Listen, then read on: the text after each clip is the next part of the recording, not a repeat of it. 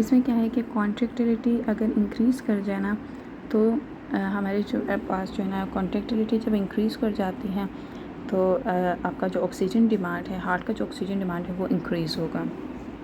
इसके अलावा नेक्स्ट जो है ना, अगर आफ्टर लोड इंक्रीज़ होगा तो ऑक्सीजन डिमांड भी इंक्रीज़ होगा। ऑक्सीजन डिमांड जो है ना वो इंक्रीज़ होगा with increase in heart rate and it also increases with increase in diameter of ventricles.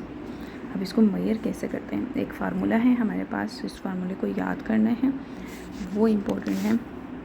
And that one is called law, that one is called Laplace law, Laplace और Laplace, and that one is the Laplace और Laplace law, जिसमें हम करते हैं कि wall tension को कैसे measure करेंगे। Wall tension is equal to pressure into radius of the heart.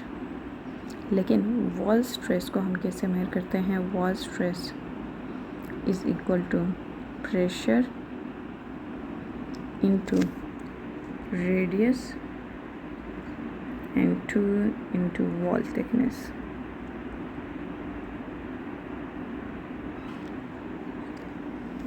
Next हम करने लगे हैं कार्डियक आउटपुट के कुछ जो इक्वेशंस हैं, ठीक है। कार्डियक आउटपुट के equations, cardiac output equations, cardiac output के इक्वेशंस हम करेंगे तो उसमें आ जाते हैं, हमने स्ट्रोक वॉल्यूम स्टार्ट में किया था ना, तो स्ट्रोक वॉल्यूम में उसमें आता है कि end diastolic volume minus and systolic volume, ठीक है। डायस्टोल के एंड में जितना वॉल्यूम आ जाता है, जितना हार्ट में टोटल वॉल्यूम इंटर हुआ है ना, उसमें सिस्टोल के बाद जो सिस्टोल को माइनस करो, ठीक है, तो वो जो वॉल्यूम है वो है स्ट्रोक वॉल्यूम, ठीक है। फिर उसके बाद ejection fraction, what is ejection fraction? Ejection fraction is the ratio of stroke volume divided by and diastolic volume, या स्ट्रोक वॉल्यूम का फार्मूला ही लिख देते हैं। इजेक्शन फ्रैक्शन है क्या चीज़? It's the index of ventricular contractility. इससे आपकी ना वेंट्रिकुलर कॉन्ट्रैक्टिलिटी का पता चलता है, index of ventricular contractility. And this decrease in systolic heart function, ठीक है, नॉर्मल इन डायस्टोलिक हो जाता है।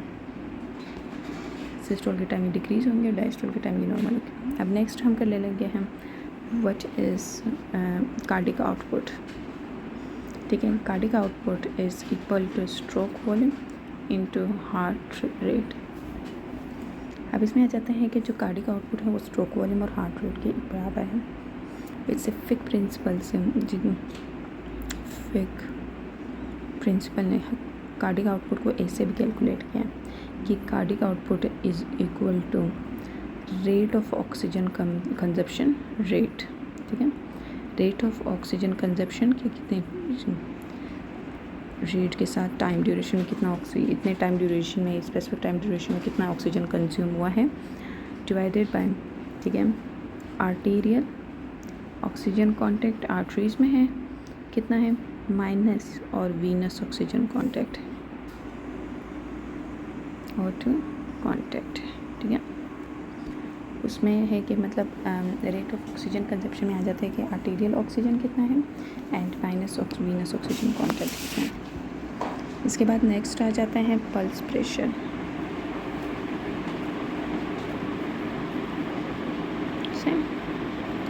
एंड द पल्स प्रेशर में ये है कि मतलब पल्स प्रेशर किसके इक्वल है?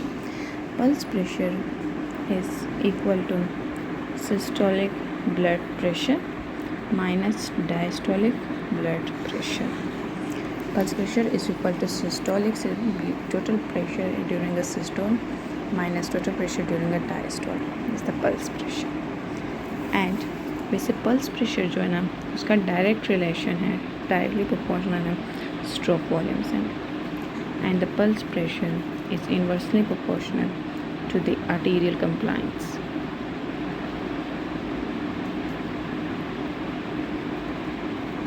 सेम अब पल्स प्रेशर इंक्रीज़ किस चीज़ में हो गया?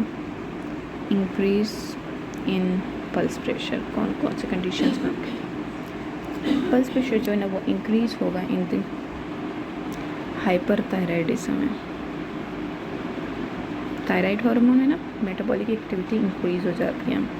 तो एज सिमिलर टू जैसे सिंपैथेटिक जो है एक्टिविटीज़ है वो इंक्रीज़ हो जाए, ठीक है। और दूसरा ये है कि एरोटिक रीगर्जिटेशन में,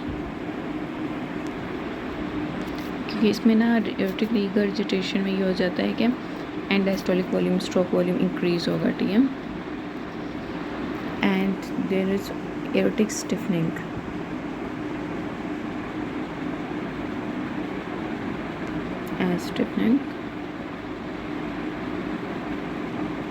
aortic stiffening is isolated systolic hypertension in elderly। And इसके अलावा है कि sleep apnoea, obstructive sleep apnoea.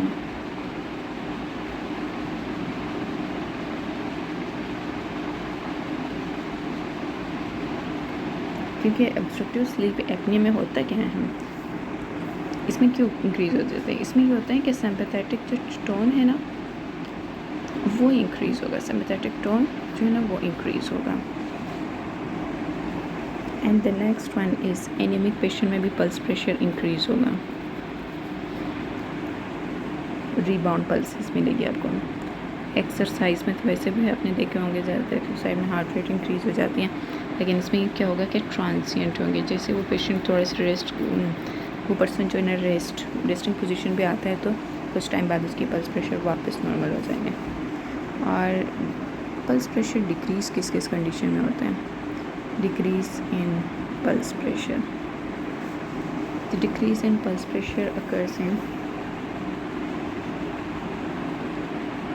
Erotic stenosis, इसके अलावा कार्डियोजेनिक शॉक में, हार्ट फेलियर हो जाए ना तो they are an heart is unable to pump properly, सही। तो कार्डिक आउटपुट डिक्रीज़ होगी, स्ट्रोक वॉल्यूम डिक्रीज़ होगी, पल्स प्रेशर भी डिक्रीज़ होगा। और एक और है कार्डिक टेम्पोनेट, हाँ, और हार्ट फेलियर में एडवांस्ड, वो भी एडवांस हार्ट फेलियर में। Then we have another equations, that one is mean arterial pressure, and we are going to mean arterial pressure जो है ना इसकी इक्वेशन है कि वो इक्वल है कार्डिक आउटपुट जितना हुआ, दूसरा ये है कि into not a multiply by total peripheral resistance जितनी होगी। मेन आर्टेरियल प्रेशर सही एक रेस्टिंग में, एक रेस्टिंग हार्ट रेट हो। मेन आर्टेरियल प्रेशर को कैलकुलेट कैसे करते हैं कि जो रेस्टिंग हार्ट रेट हो, पेशेंट रेस्ट में, ठीक है, रेस्टिंग हार्ट रेट जो कि नॉर्मल हार्ट रेट होगी, ठीक है, उसमें हम मेन आर्टेरियल प्रेशर को कैलकुलेट करेंगे तो वो इक्वल है 2/3 of D P, 2/3 of diastolic blood pressure plus 1/3 of systolic blood pressure, या इसके अलावा this is also equal to diastolic blood pressure total plus 1/3 of pulse pressure. इसके बाद नेक्स्ट हम करेंगे स्टार्लिंग कर्व नेक्स्ट वीडियो में, और स्टार्लिंग कर्व करने के बाद नेक्स्ट हम फिर आगे कंटिन्यू करेंगे resistance, pressure flow, cardiovascular function curves, ये सारी कर्व जो है ना डायग्राम्स के साथ वो करेंगे, ठीक है। अल्लाह हाफ़िज़।